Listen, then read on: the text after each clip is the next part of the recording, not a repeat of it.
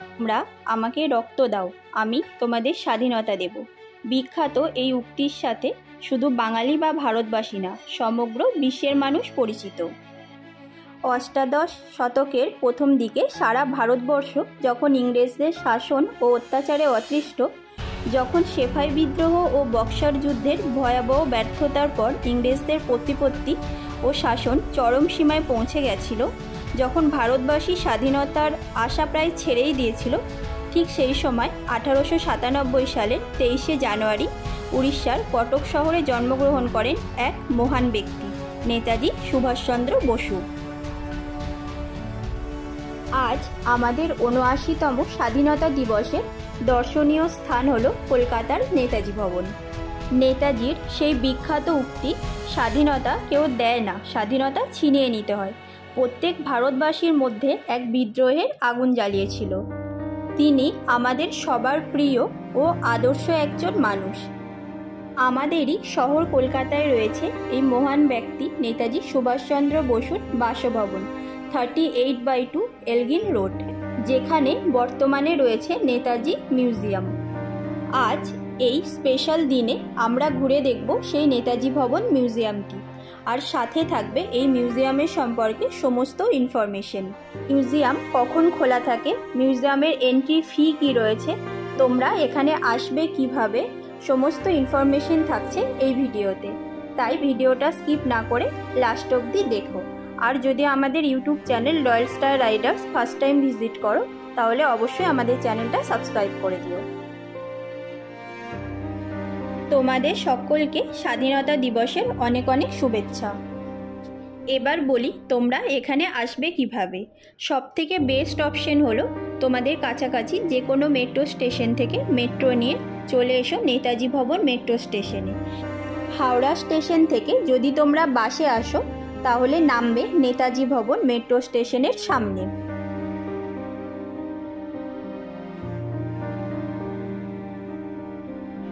Metro স্টেশনের 1 নম্বর gate থেকে বাইরে বেরালেই পড়বে আশুতোষ মুখার্জি লেন।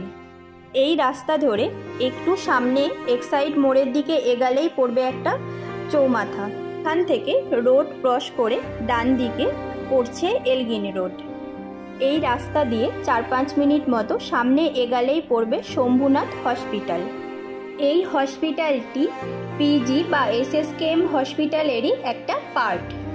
এই হসপিটালটাও ক্রস করে আরও একটু সামনে এগালে রয়েছে ফোরাম মল, আর ঠিক তার অপোজিটেই রয়েছে আমাদের আজকের ডেস্টিনেশন নেতাজি ভবন। চারিদিকে বড় বড় অট্টালিকার মাঝে অবস্থিত এই বাড়িটাকে বাইরে থেকে দেখলে আলাদাভাবে বোঝা না গেলেও ভিতরে প্রবেশ করার সাথে সাথে একটা নস্টালজিয়া ফিল করা যায়।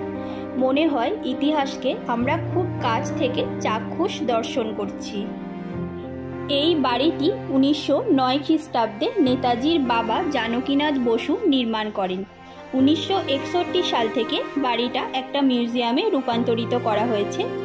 এই মিউজিয়ামে নেতাজির জাতীয়তাবাদ সংগ্রামের বিভিন্ন কাজকে ডিসপ্লে করে রাখা হয়েছে। বর্তমানে এই ভবনটি পুরোপুরিভাবে নেতাজির রিসার্চ ব্যুরোর তত্ত্বাবধানে রয়েছে।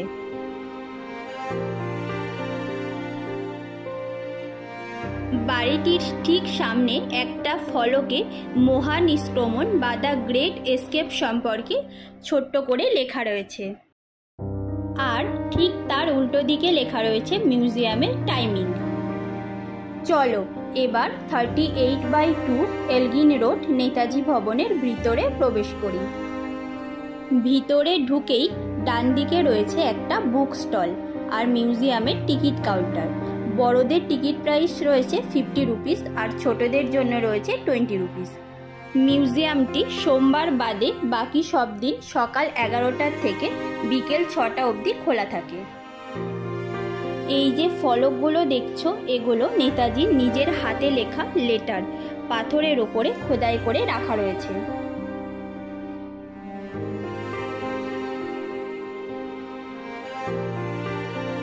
ওয়ান্ডারার BLA 7169 এই গাড়িটি চালিয়ে শিশির কুমার বসু 1941 সালের 16-17 জানুয়ারির মধ্যরাত্রে নেতাজি সুভাষচন্দ্র বসুকে এলগিন রোডের এই বাড়ি থেকে মহানিষ্ক্রমণের পথে পৌঁছে দিয়ে গিয়েছিলেন। এটিকে দ্য গ্রেট এস্কেপও বলা হয়।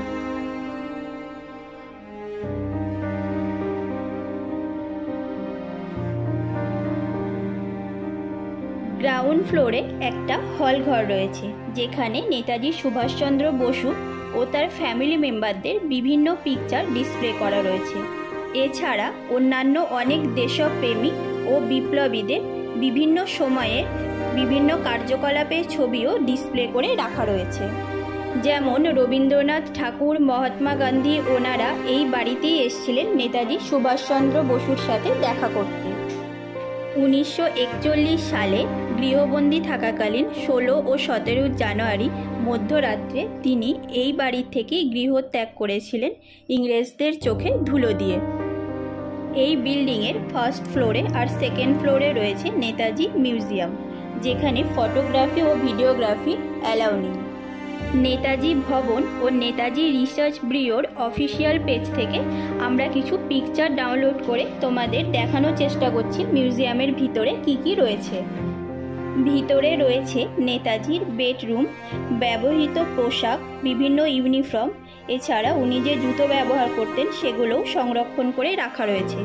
এছাড়া আছে ওনার হাতে লেখা একাধিক লেটার, যে প্লেটে উনি লাস্ট দিন ডিনার করেছিলেন সেই প্লেটটাও সংরক্ষণ করা রয়েছে। দেশ ও বিদেশ থেকে পাওয়া ওনার বিভিন্ন গিফটও এখানে সংরক্ষণ করে রাখা আছে। এই বারান্দা দিয়েই উনি 16-17 তারিখ মধ্যরাত্রে পেছনের সিঁড়ি দিয়ে মহানিষ্ক্রমণের পথে চলে গিয়েছিলেন। এটি দ্য গ্রেট এস্কেপ নামে পরিচিত সেই বিখ্যাত সিঁড়ি।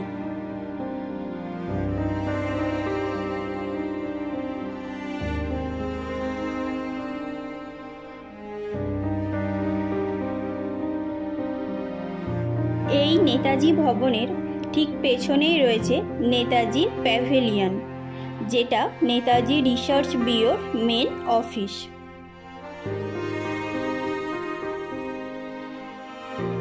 এই বিল্ডিংয়ের ভিতরেই শরৎ বোস হল নামে একটা অডিটোরিয়াম রয়েছে, যেখানে 115 জনের মতো সিটিং ক্যাপাসিটি রয়েছে।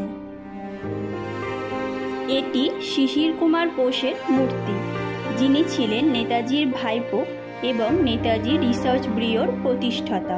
এর ঠিক পাশেই রয়েছে এক ঐতিহাসিক স্থাপত্য, যেখানে লেখা রয়েছে ইত্তেফাক, ইটমত আর কুরবান। 1945 সালে আজাদ হিন্দ ফৌজের শহীদদের স্মরণে এই স্মৃতিস্তম্ভের ভিত্তি স্থাপন করা হয়েছিল। এটি তারই প্রতিরূপ। এটি প্রফেসর কৃষ্ণা দেবীর মূর্তি, যিনি ছিলেন শিশির কুমার বসুর সহধর্মিণী। নেতাজি সুভাষচন্দ্র বোস ও ওনার মতো আরও কিছু বিশিষ্ট ব্যক্তিত্বের কারণে আজ আমাদের এই ভারতবর্ষ স্বাধীন। একটা বেলা এই নেতাজি ভবনে কাটিয়ে জানা অজানা অনেক ইতিহাসকে আরও কাছের থেকে উপলব্ধি করতে পারলাম। আমার তো ভীষণ ভালো লেগেছে জায়গাটা। তোমরাও একদিন টাইম করে ঘুরে এসো, আশা করছি তোমাদেরও খুব ভালো লাগবে। নেতাজি ভবনের ঠিক বাইরেই রয়েছে ওনার একটা মূর্তি।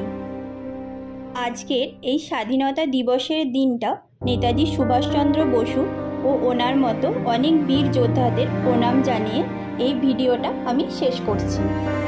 যদি তোমাদের ভিডিওটা ভালো লাগে ও ইনফরমেটিভ লাগে, অবশ্যই লাইক, কমেন্ট আর বন্ধুদের সাথে শেয়ার করো।